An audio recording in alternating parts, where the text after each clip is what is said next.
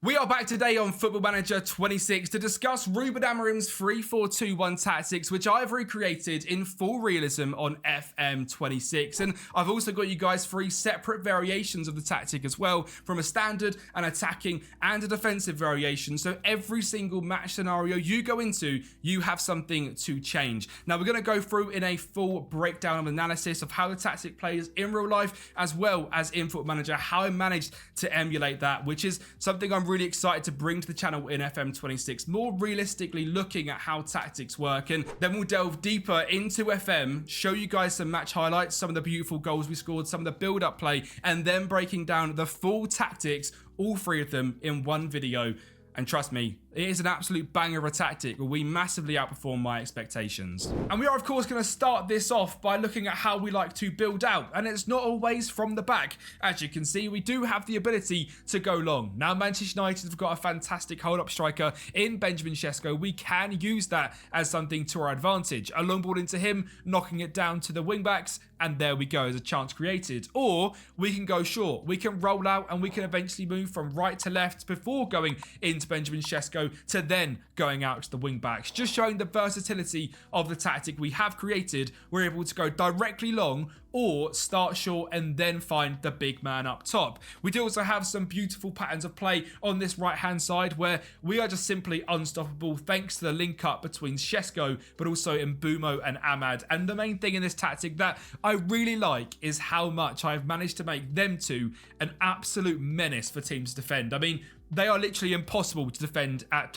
moments, just like this goal right here. Them 3 of them linking up eventually with Angelo Stiller before Mbeumo cuts in from the right-hand side to put it into the back of the net. Again, another build-up passage we have on the left-hand side. Cunha has the ability to switch of play to Brian Mbeumo, who's going to bring the ball down. An attempted effort which hits the crossbar against Liverpool. Or, again, we can build up from the back. And again, against Aston Villa here, we were so difficult to beat. And it's not always down the right-hand side. The beauty of having Cunha or Mason Mount on the left-hand side is, you know, not just like an Alejandro Garnacho now where we kind of know what's going to happen. We have players which can make a difference, and they've done that throughout this entire season. Or the left wing back position, Manu left back, Araujo whipping a ball in, and again having the threat of Benjamin Sesko in the middle to poke home. And again here, a counter-attacking goal. Amad picks up the ball on the right-hand side, drives inside as he so often does, switches out to the left back, who's then going to beat his man, find Cunha, an unbelievable pass through to Sesko, rounds the goalkeeper,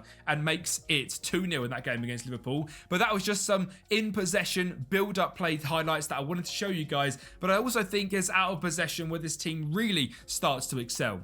One massive change I made in this tactic from the very start was looking at the left and right centre-backs and making them the pressing centre-back options, which when you got players like Mohamed Salah running at you, being aggressive and actually challenging him, showed to be a really good thing in this current match engine. Again, as Liverpool look to put on the left-hand side, first up, we look to swarm the ball. Do not let them out. But if he is going to beat our man, again, the pressing centre-back comes in, dispossesses, and we can counter-attack. And then finally, this is Liverpool on the attack in the 70th minute. We are 2-0 up and we are just so hard to break down. Pretty much a flat back of 5, the 2 in front, and we keep them to only shots outside the box, which are very easy for a keeper like Senna Lamans to catch. But now it's time to jump into Football Manager and actually go through the tactics on here, because we have got the 3 variations all loaded. We have got the standard variation, the defensive variation, and then the aggressive attacking variation. And we'll go through all 3 of them in today's video. Now, the standard variation is available for free on the Patreon. Just click the link, sign up as a member for completely free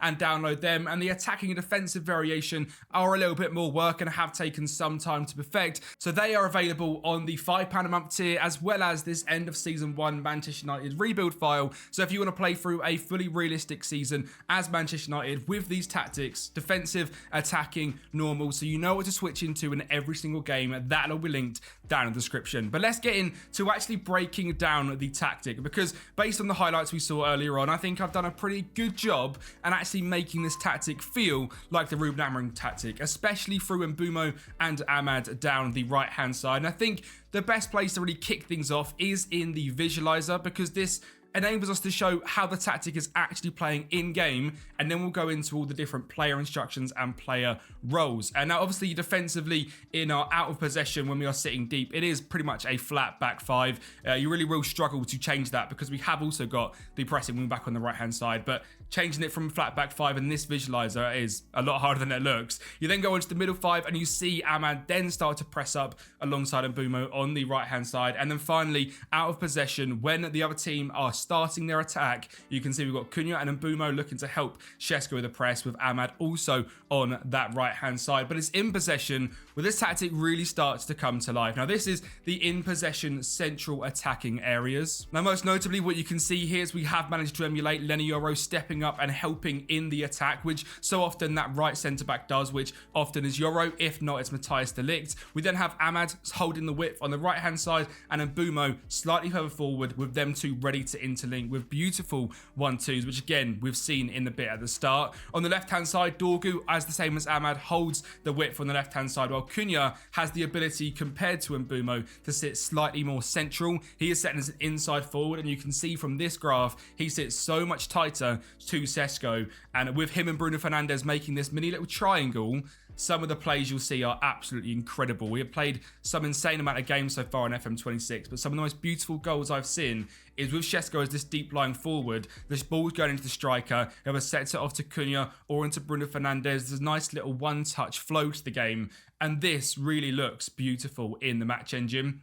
In terms of our build-up in the middle phase, we have got our staggered back three, with de Ligt started dropping slightly more centrally, with then Luke Shaw going higher up on the left-hand side and Lenioro sitting slightly deeper on the right-hand side, with Dorgu and Amad again holding the width, with Casemiro and Bruno in the centre, and again with Cunha sitting slightly more central compared to Mbeumo. And then with goal kicks and really starting out the transition, we have the incredibly high wing-backs, Mbeumo dropping slightly deeper as he does, linking up the play, looking to be sort of that runner off the end line of the defense, coming back, setting off a tap, and then attacking with Amad down the right hand side. How often have we seen a ball from Yoro to Mbeumo back to, say, that right centre mid of Casemiro, and Amad then bombs it down the right hand side? Happens so often in real life, and I've managed to emulate in FM, which I'm a big fan of. But before we get any further, if I can just ask a massive favour of you guys to subscribe to the channel, like the video, and of course hype it as well. There is so much coming out over the next couple of weeks in FM26, and you do not want to miss the FM26 Kempi journey. Now, in terms of the instructions,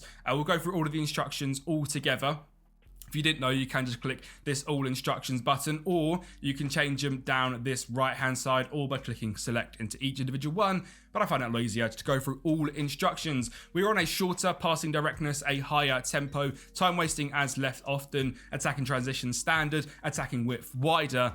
Play for set pieces, we're looking to keep the ball in play, purely because I don't really like the vibe of playing for set pieces. We could technically set that on, and we do have quite a big team, but that's completely your choice if you want to do that. Personally for me, I don't like scoring goals from set pieces. I like to see football in the actual pitch. Creative freedom I've set to balanced rather than being more expressive, purely because I found it to be a little bit too eager on the counter-attack, so I've gone with balanced. Build-up strategy, I've got play through the press, goal kicks mixed, because again, we see some games where we go long, some games where we go short. I'd rather keep it up to the individual game at the time. Goal kick distribution set to the centre-backs, again, very similar to what we were saying there, but 9 times out of 10 is distribution to the centre-backs, other than like the games against Liverpool, which we have got a tactic separate for them games, where we'll slightly change that. Supporting runs balanced, dribbling balanced, progress through both flanks. Again, we do like to sit nice and wide, and we have the half spaces of Mbeumo and Cunha where they can really start to disrupt and the wing backs push forwards.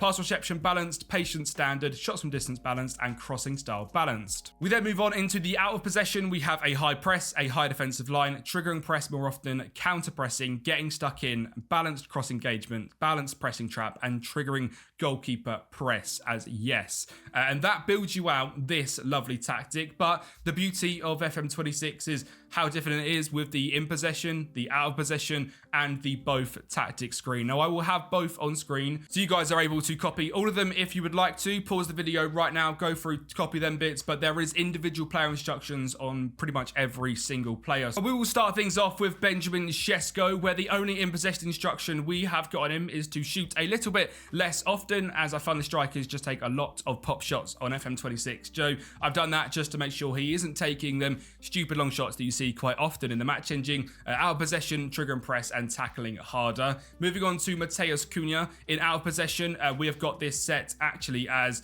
more often and tackling harder. For some reason, this hasn't saved when I've done it, so I'll go through it and do it with you guys. Matheus Cunha as roam from position, and that is all I would switch on him. On the right-hand side, this is currently listed as Gonzalo, but it is actually Brian Mbeumo that plays his position. We've got his cut inside dribbling direction, cross from the byline, as well as Mbeumo likes to get down to the byline, and out of possession, again, triggering the press and tackling harder. As for Bruno Fernandes, we have him set to pretty much standard as the in possession, as he's already listed as our advanced playmaker, but out of possession, trigger and press more often. And then Casemiro, the right-sided central midfielder, we're going to set him to tackling harder rather than the standard trigger press. And in possession, again, keeping it as basic as possible. I have noticed going too wacky with tactics kind of throws the tactic off a little bit, so going a little more basic is certainly the way that I have found things to work better. Patrick Dorgu, we are going to change his attacking width to staying nice and wide, with shooting as less often, as again, wingbacks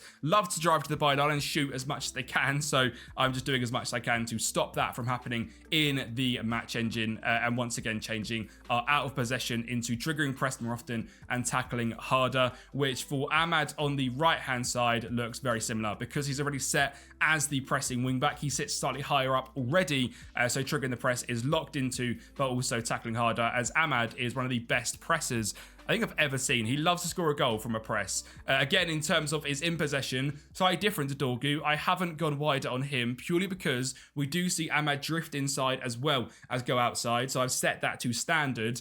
Dribble frequency, I've got to dribble more because, again, Ahmad dribbles more. And shoot less often, we have got, again, just simply to try and slow down that wing-back shots. In terms of the centre-back, I'm not sure there's many on here whatsoever. Out of possession, of course, is set to triggering press more often, as because both of our right and left side centre-backs are set to the SCB, which is a stopping centre-back. A position which I have really found a lot of enjoyment with on this match engine. I changed it from ball playing to these about midway through the season in my season 1, and players dropping into the half space, most notably it was Barjan Gruda at Brighton, where I really noticed the change when I'd done it in game.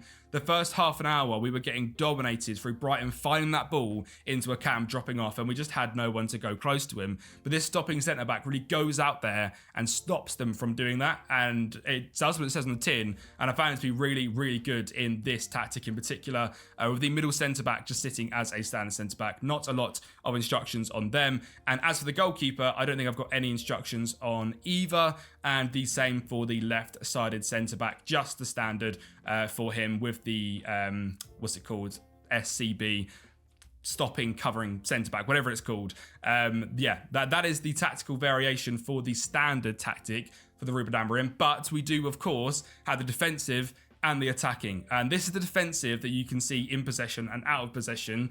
And the reason it looks like this is because this is for your big games. This is away at Anfield. This is away at the Emirates. This is where you're trying to frustrate a team, try and get a goal on the counter-attack, and nullify the opposition. And there was a few times in particular this worked really well for me. And I say that even with the game not even resulting in a victory. For the example, this game against Arsenal was a Kai Havertz set-piece goal, but you can see how we matched them up. We were sitting back, we were counter-attacking, 38 possession of the ball, 12 shots. In terms of the overall match stats, XG-wise, we were actually pretty similar to them. Their goal was a very high chance from like 6 yards out, classic Arsenal set-piece. But in terms of our advanced stats, we were just, I was just so proud of how the team played in this game. The final third passes, we dominated them purely because we were getting the ball and we were bombing forward. And I used this tactic a good 2 or 3 games from the start, and both of them were 1-0 losses from memory. Yeah, the other was this game against Liverpool, where we weren't quite as dangerous on the counter-attack. I think the team we played was slightly rotated, given it was a cup game, so Shea Lacey, Camerson, quite rotated side, to be honest, with a couple of youngsters in there. But a 1-0 loss away at Anfield, and again, it was an Ibrahim Konate set piece, so they couldn't break us down in the actual match engine. And when you compare that to the tactic that I was using at the very start of the season, we got absolutely battered in this match by trying to take the game to Liverpool in this 4-0 loss. So this defensive variation of the tactic can certainly work in them big games, most notably stopping opposition from getting a lot of chances and counter-attacking, and also in most normal games as well. You know, if you're away from home against Fulham and you're 2-1 up in the 87th, 88th minute, dropping into this tactic can be so helpful. Team instructions wise, I'm not going to go through them all word for word. Feel free to stop the video and copy all of these different team instructions for in possession and for out of possession as well. I don't want to take up too much of your guys' time. In terms of the team shape, we're looking at both. In possession, we are a flat back three, and then a 4 in front of that with the 2 DMs, with the wingers and the complete forward up front. But it is out of possession where the tactic comes into life. The flat back 5, the 4 in front of that, and then the striker up there. In terms of the visualizer with this tactic, in possession when we are deep, it looks very similar, just with the deeper defensive midfielders. But again, when we sort of go to the next phase, the wing backs aren't quite as high as they are here. They pretty much stay in position and make an option. And then again, going forward, it is wing backs deeper, wingers further forward, and Shesko in the middle with the 2 creatives in there. And Eleni Oro not sitting quite as high either, but it is out of possession where this tactic just does come to life. I mean, that is pure negative football, and I absolutely love it. And it really does work at nullifying the opposition. As I said,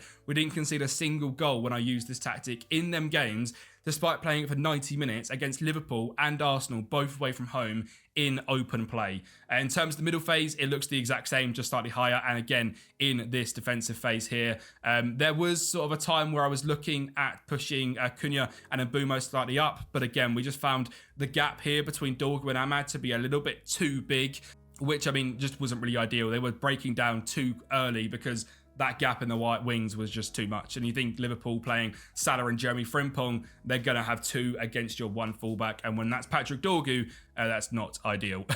Again, just going through the player instructions, what we have on. We'll just very quickly click through all of them. So if you guys do want to copy them, you are more than welcome to. Again, this tactic in particular, as a straight download, is available solely on the Patreon down below. There isn't anywhere to download it other than that, or copying directly from the video. So if you guys want to help support, the Patreon is a massive place where you can help do that. It does quite literally make the difference between me potentially going full time with content one day to maybe not. We'll have to see if it ever happens, but the Patreon really is a massive thing, and you guys, the support over there is crazy. There's 6,000 members overall. Obviously not all of them paid, around 5,900 are not paid.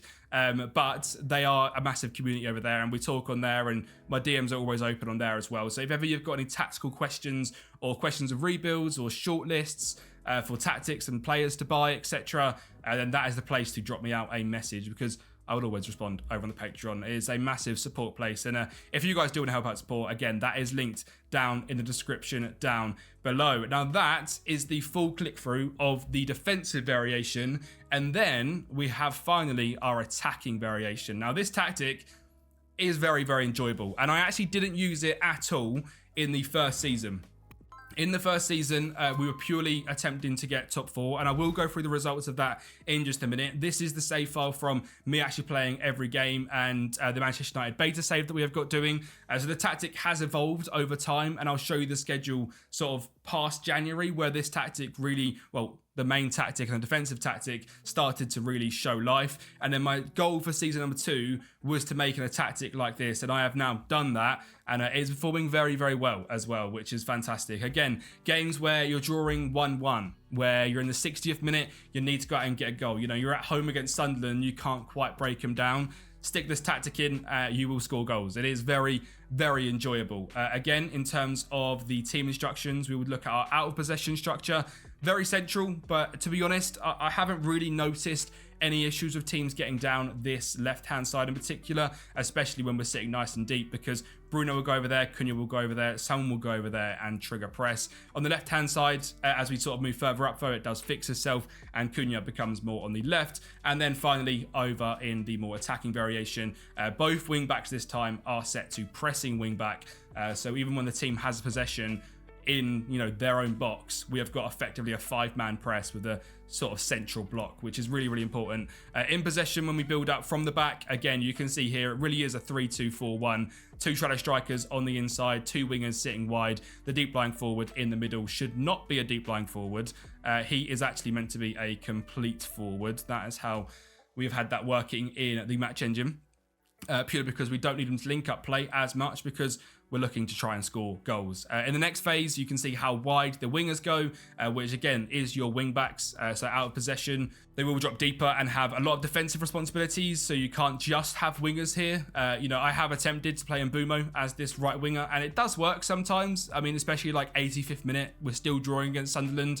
I'll often bring on one of my new cams that I've signed and put Mbeumo on the right hand side and really try and go for it again that way. But this is more for when you're really looking to go out there and score goals. But you can see here we're playing in a 1-3-5-1 with Bruno Fernandes sort of joining Cunha and Mbeumo, with Sesko just in front on the last line of the defence. And then finally in the box, it is just an absolute menace, this tactic. Once again, this side, the left-hand centre-back drops higher up compared to Lenny Yoro. We've got them both as wide centre-backs as well, because there isn't any cover out wide whatsoever. Casemiro sits in the base of the midfield on his own. You have the 3 creators / shadow strikers with Bruno, Cunha and Mbeumo, with then your 2 wingers getting nice and close into the box. They are both, I think, crossing from byline, which is why they're pushed forward as they are. But it is an absolutely incredible tactic. And once again, going in possession, if you guys do want to copy this, feel free to copy that there. And out of possession, if you want to copy it, feel free to copy that there.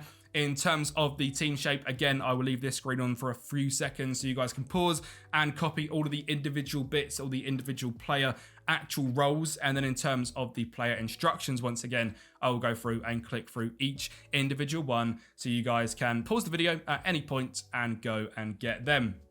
If you guys haven't seen the Manchester United beta save yet, but you are watching this video, I'll make sure to leave a link at the end of this video to show you guys, so you guys can click onto that one and start watching the series. We are 4 episodes in, and there's going to be maybe a day or 2 gap from now until the next episode, because it is a huge summer window clash where the challenge for season 2 is to win the Champions League. And if we don't win the Champions League, well, we'll give away a copy of FM26. So I really need to attempt to win the Champions League for season number 2, which shows you how well we've done in the Premier League this season for season number 1. And with the transfers I've made in the summer, I expect us to be doing very well in the Premier League next season, attempting to get the title lead off Liverpool, as they have just won number 21. So that is going to be also another separate goal. But that is all the instructions. That is all 3 tactics broken down.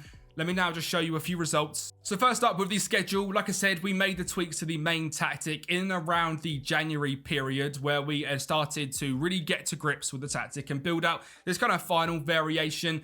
We did have 2 losses in January against Manchester City and against Arsenal. A 1-0 loss in both games is tough to take, but I mean, they're not too bad showings at all. We then showed some defensive steeliness with 2-1 wins over Fulham, Spurs, West Ham, Everton, and then a 4-2 against Crystal Palace before getting embarrassed by Spurs. Away from home, I played a completely rotated youth side.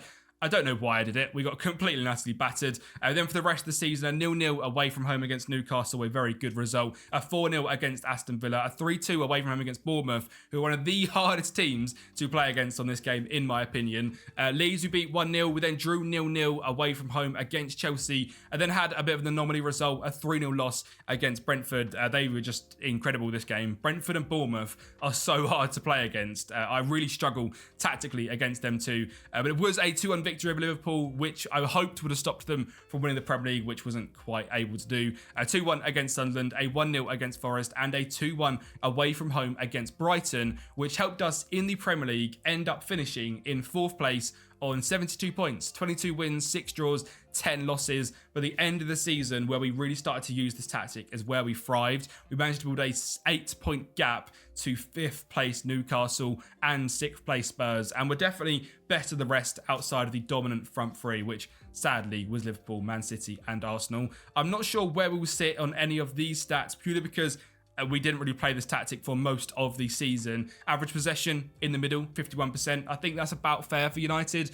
as some games we will have 30%, some games will have 60, 70%. In terms of attacking and goal scoring, we scored 64, the 4th most in the league. I'm quite happy with that. I'd expect that to probably hit 70 to 75 if we were playing this tactic for the whole season. And then defensively, I'm quite interested to see where we come in this. 46, to be honest, that's not too bad. This Manchester United defence is young. And again, for the first half of the season, there was 4-0s against both Man City and against Liverpool. And if we use a defensive variation for them games, which wasn't created, we probably would have conceded 2 rather than 8. And we would only have 38 goals conceded. 40 goals conceded, I believe. So we'd be in and around this 4th place, which again is about where we finished and where I'm very happy to sit. In terms of the sort of player stats for this season as well, goal scoring wise, it was dominated by Benjamin Sesko, 29 goals and 1 assist in this game. And then we got Mason Mount scored 8 and 6, Bruno Fernandes 7 and 6, and Mbumo 7 and 7, and Cunha 6 and 7. None of them really having that good of a season other than Sesko, which is something which, again, I have tweaked with the tactic, and now for season 2, which this final variation is being used more in, we are getting more goals from all over the place, especially with that deep lying forward. I mean, that deep lying forward in the standard possession tactic, it is just incredible. The amount of lovely goals you will see using this is simply insane. And that's been my first tactical breakdown of FM26. I'm looking to do more realistic tactics throughout the course of the year, at least one a week. So if you guys do want to help and give me some ideas for the next tactic you want to see broken down on FM26, get that in the comment section down below. And like I said, make sure to subscribe to the channel, like the video, and hype it as well. And of course, if you want to help join the Patreon and support me and get access to all these fantastic files, that is all linked down in the description. A massive thank you for watching the video. Make sure to watch the United save right there. And I'll speak to you guys next time.